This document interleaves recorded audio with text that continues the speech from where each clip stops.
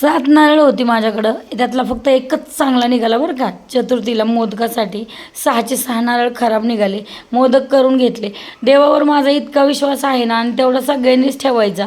देव पहिलं आपला दरवाजा बंद बंद करायच्या आधी एक दरवाजा तो उघडून ठेवतो, तेव्हाच तो आपला दरवाजा पहिला बंद करतो. इतका देवावर विश्वास आहे.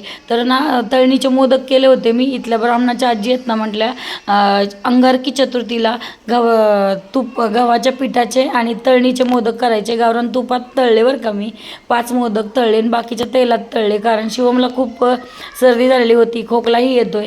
मग आता अजून ब्लड वगैरे टेस्ट केलं नाही, मग त्याची काळजी म्हणून बाबा म्हटलं नको, तेलातच चांगले तळावे, त्याचा घसा वगैरे दुखू नये. मग शेजारी आरती होती, गणपतीचं मंदिर आहे माहिती आहे ना, तर मग तिथं पहिली आरती केली.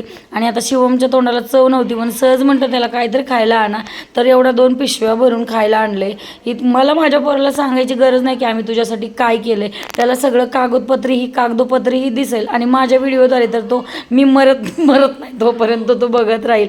त्यामुळे मला माझ्या पोराला बोलायची वेळ येणार नाही की आम्ही तुझ्यासाठी काय केलं, त्याला ते सगळं दिसेल. बरोबर आहे का नाही सांगा.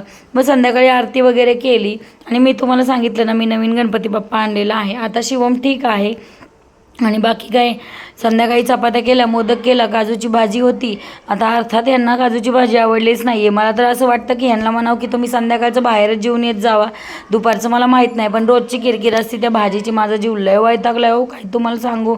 पण असं आहे, हा विषय असा आहे की धरलं तर काय म्हणतात, सोडलं तर पळतंय, सोडलं तर चावतंय. मला जाता येईना, धड राहता येईना, असा विषय झाला.